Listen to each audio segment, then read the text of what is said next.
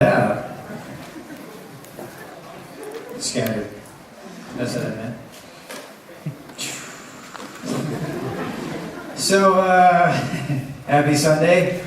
Did you guys spend a lot of money buying comic books and things? Lots of great cosplay. Well, I'm excited to be here. I'm still on LA time, so it's 6 in the morning for me. Yeah, right. But I didn't sleep either, so it's super awesome. So if you don't know who I am, and then I got into voiceover, Vash and Trigun, Kiba and Wolf's Rain. All right, 4 people. Kaneda and Akira, Ichigo and Bleach, and Lucian Code Geass. Wow, all right. Let's see. I gotta name some good ones. Makoto, okay, yeah, there you go. Makoto and Free. How about, what? You're embarrassed now? You shouted it out and you're like, no. But anyways, video games, let's see, Nero and Devil May Cry 4. No one? Okay.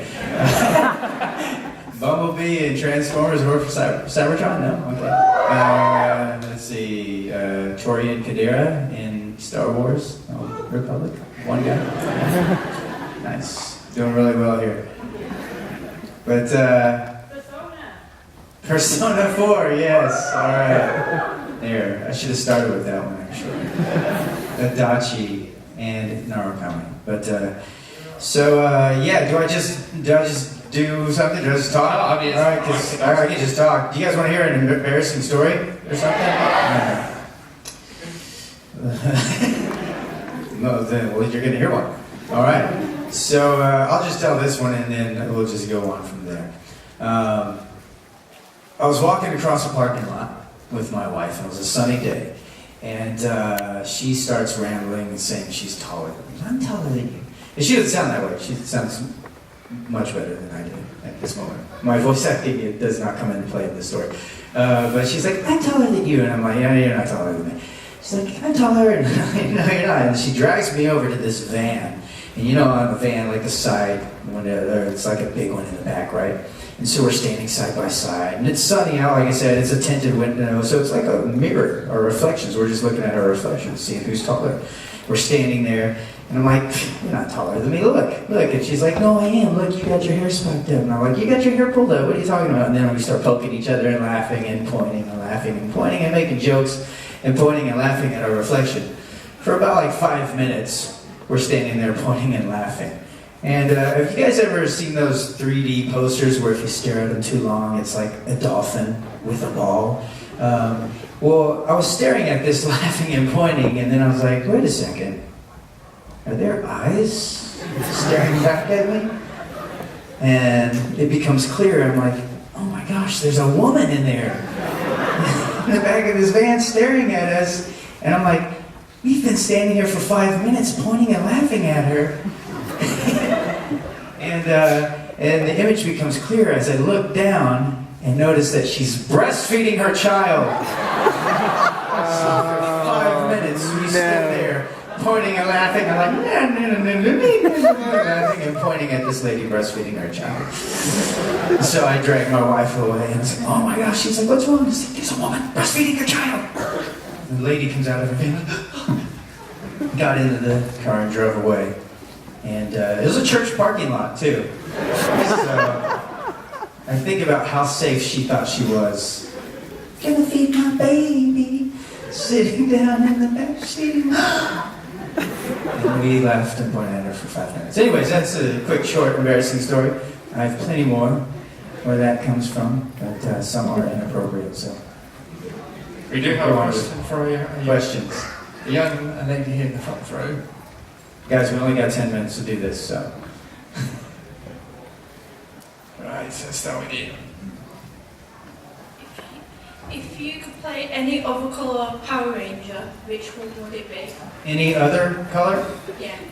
First I thought you said avocado. Any avocado. Like, okay. Pink. I'm gonna pull it off. You guys might not know this, but the Pink Ranger was actually a dude in the suit. It was a Japanese man. I know, blew your mind right now, right? But yeah, it was a Japanese man, even in the yellow. The movies, the movie, they did have females, the first movie. But yeah, it was a dude who would stand like this. Something like that. Not quite like that. I don't stand like a woman. I'll tell you another quick random story. I was working in Japan doing motion capture on this game. And there's three of us. There's me, another guy, and this female. And in this scene, they needed 2 females and a male, but they only had 1 female. And I was sitting off to the side, and they're like, "Hey, Johnny, can you come play this other female?" And I was like, "Okay." And then the thing is you get out on the stage, and they have a screen like this, right? And so as soon as you step out on the stage, you can see your character. So I walked out, and I was like, "Whoa!" It's like this beautiful woman. I was like, "Wow, okay." And then so we're standing side by side, and we're supposed to walk up and then strike a pose or whatever. And so we do the first take, and then they just started busting up laughing. And I was like, "What's so funny?" And they play it back, and I see my woman version of me just like walking like this. I'm like, "I did not do that." No, that's so weird. And I was like, no, let me do it again. I'll try to walk more like a lady. And I don't know how women walk. I thought it would just be normal, like how I walk, but apparently not. And so I was like trying to walk like this, and that was even worse because it ended up looking like this. And then finally they were like, "Forget it. We'll just animate that character." Anyways, yes. Hi. First of all, big fan of your work. When you were doing the dub for Jonathan Joestar in JoJo's Bizarre Adventure, how hard did you find it to do a British accent? And also, if possible, could we get a Sunlight Yellow Overdrive? Okay. That one was actually really tricky for me. Because the thing is they told me slight British accent. And I was like, "What does that mean?"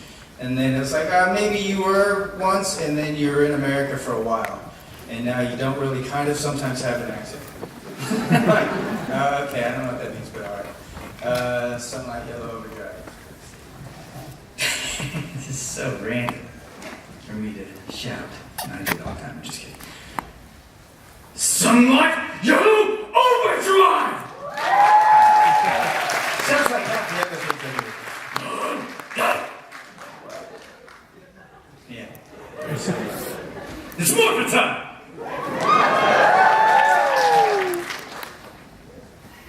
Question here, please. Oh, you pick him.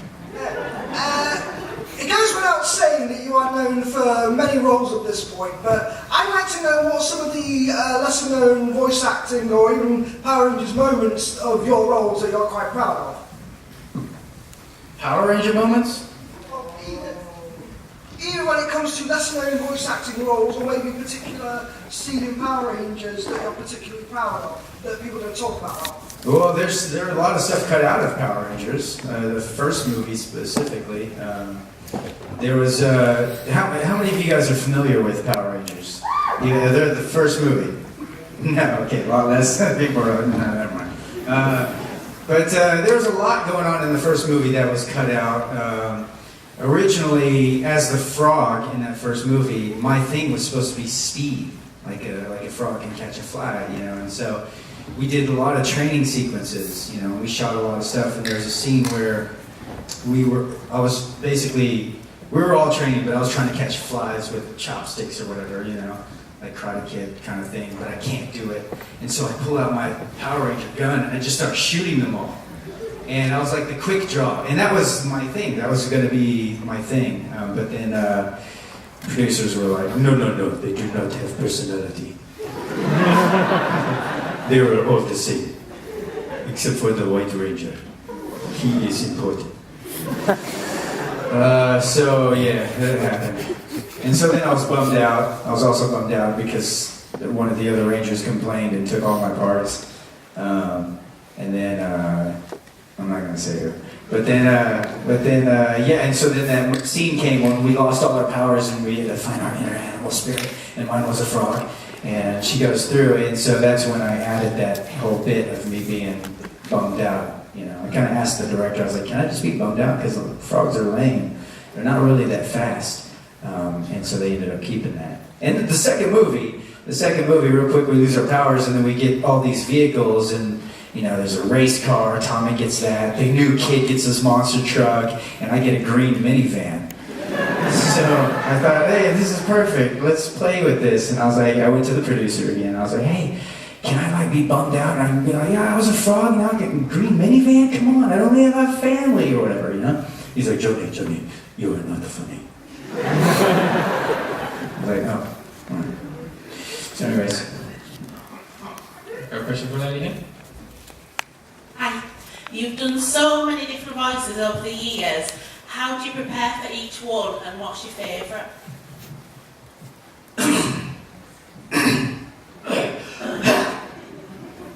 Yeah, I'm ready. That's my prep. That's actually true. Most of my prep for my natural range is that. I just clear my throat and I just go.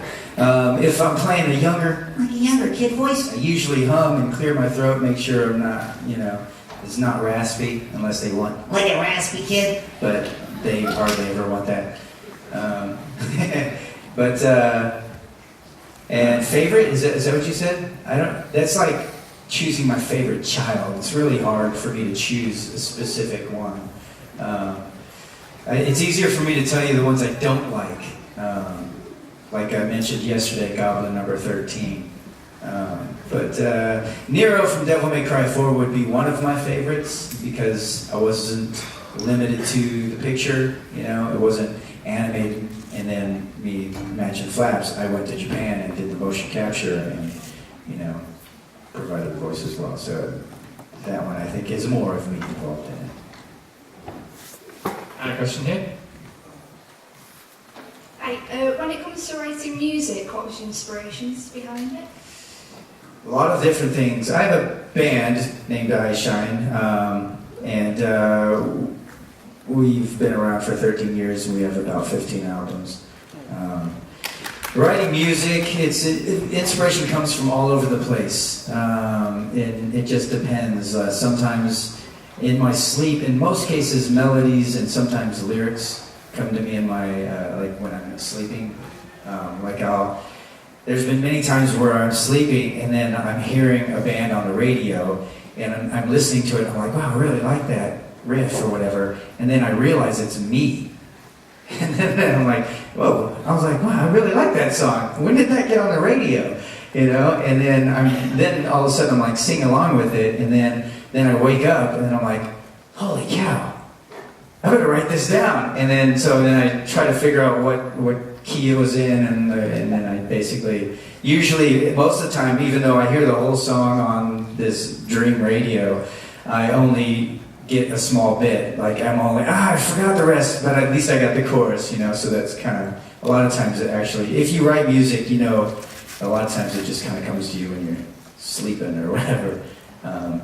But other times it could be like a situation you've gone through or it's just being bummed out. Most times, you know, if you're just like, oh, life sucks, then it's easy to write. Yeah. Are we have